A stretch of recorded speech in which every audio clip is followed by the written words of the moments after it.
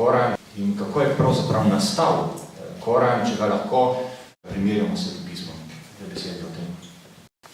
Zelo pomembno je to, kar je prej izpostavil gospod Štrbenc. V 96. suri, kjer so zapisane prve besede, ki jih je angel povedal Mohamedu, so bili beri. Se pravi, tukaj prerok nima vloge kakršnekoli razlagalca Božje besede, ampak dejansko je prerok samo kanal, preko katerega Bog spregovori ljudem. Kako lahko torej primerjamo to s Svetim pismom? A se vam zdi, da je Koran torej za muslimana isto kot Sveto pismo, ali evangelije, recimo za kristjana? Ni. Vsak od evangelistov je na svoj način popisal, kako ga je Jezus Kristus nagovarjal, kaj se mu zdelo najpomembnejše, kaj je bilo Jezusovo sporočilo. Se pravi, evangeliji so zapisi o Jezusu Kristusu. Niso direktno, absolutno to, kar je Bog hotel povedati človeku. Če torej primerjamo evangelije in Koran, bi mogli Koranu, vsej za muslimane, veliko višjo veljavo kot pa evangelije za kristjane.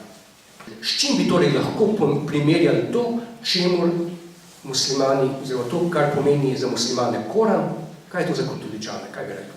Kako? Evharistija, točno to. Se pravi, za kristjane je na svetu živeči Bog Evharistija. Jezus Kristus navzoč med nami v podobi kruha. To torej, kar je za nas Evharistija, je za muslimane Koran.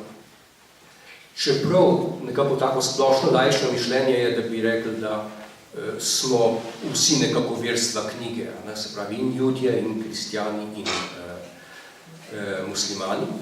Ampak muslimani so verstvo knjige na drugačen način kot smo mi. Za njih je to dejansko uresničena ali pa preko materializirana Božja beseda, Koran. In zato, ker je to tako pomembna stvar, ne, imajo do te knjige prav poseben odnos. Koran nikoli ne dajo kar na polico, tako med druge knjige. Koran zavijajo na tako posebno sledeno tančico in ga položijo na vrhu, se pravi na posebno polico, kjer leži samo Koran. In tudi, ko v mošeji sedijo na tleh, ne, in berejo Koran, ga nikoli ne položijo na tla, ampak vedno na posebno stojano. Korana se nikoli ne dotaknijo, ne da bi prej umili roke. Tudi, recimo, največja žalitev, ki jo lahko muslimanu storiš, in vsijo nekateri se po neumnosti tudi privoščajo, je žaliti Koran. Ne? Tako kot za nas Evharistija, recimo.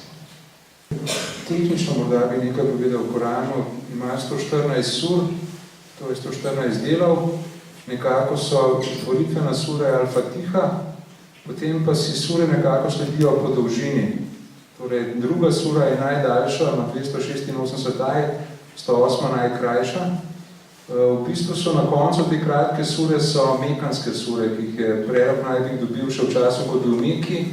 Daljše so medinske sure, bolj prozaične, medtem ko mekanske krajše na koncu so bolj poetične. In seveda treba je poudariti, da je Koran je prvi ver islamskega prava.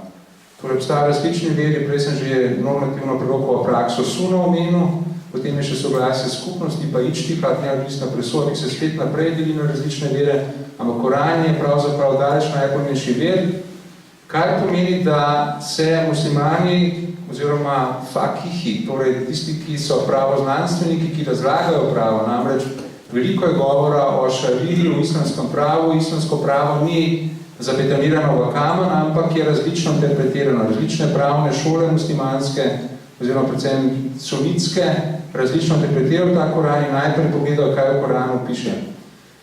Lahko so različni verziji, aje v Koranu celo med sebojnem nasprotju, torej kontroverzni, potem pa se gleda seveda, kateri vers abrogira, se pravi odpravlja veljavnost drugega, pri čemer velja predvsem pravilo časa razodetja. Poznejši verziji praviloma abrogirajo, odpravlja veljavnost prerazodetih verzij. Zato je na nekaj mestih v Koranu celo dovoljeno pisme, torej pitje vina oziroma alkohola, ampak zadnji verz, ki je bil razodet proroku Muhammedu, je prepovedal pitje alkohola, zato seveda velja pravilo prepovedi pitja alkohola.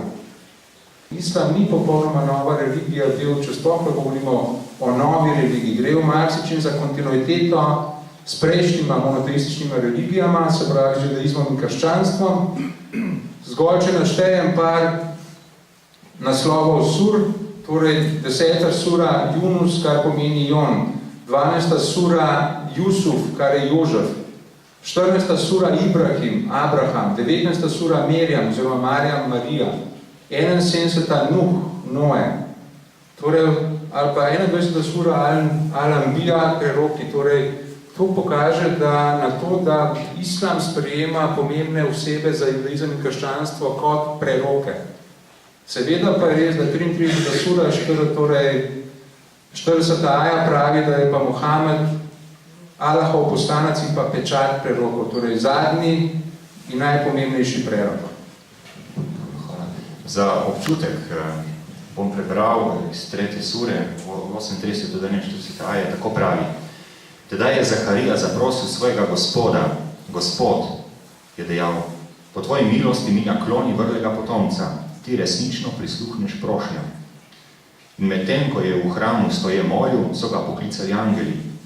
Bog ti sporoča veselo vest, rodil se ti bo Janez, verjel bo v Božjo knjigo, plemenit bo in kreposten, prerok, potomec pravičnikov.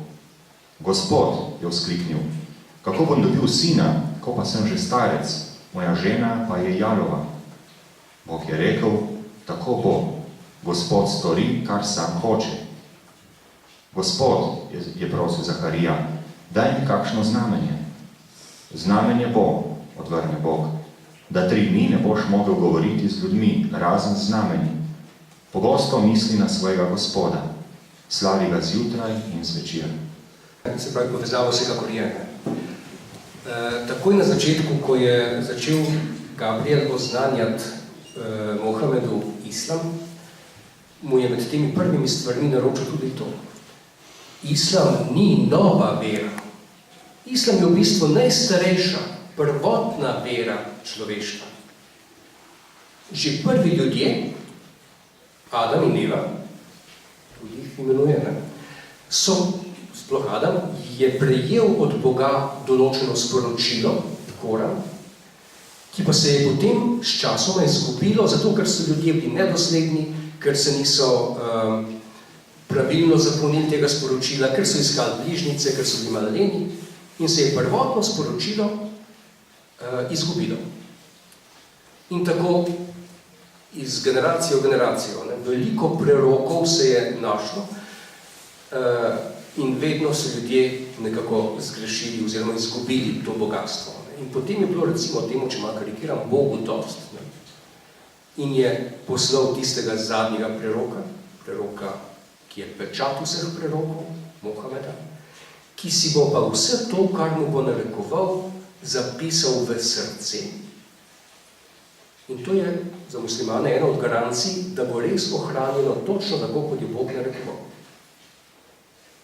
On je ta sporočila, ki mu jih je Bog naročil narekovati oziroma recitirati, narekoval svojim tajnikom in oni so zapisovali ta besedila na različne materiale, papirus, platno, kože, celo kamelje, lopatice. Je dal Mohamed vse te zapise zbrati na enem mestu v skrinji svoje žene Hafse, Hafsini skrinji. No in nekaj let pred smrtjo si je dal prebrati vsa ta sporočila in jih je cenzuriral, oziroma popravil, če bo treba kaj popraviti. Ni jih pa razporedil kronološko, kako so nastale. In potem, ko je pač Mohamed umrl, ni bilo več možnosti, da bi točno kronologijo sestavili. Zato so se odločili za to varianto, ki je prej omenil gospod Štrbenc, torej, da so po dolžini razporedili poglavja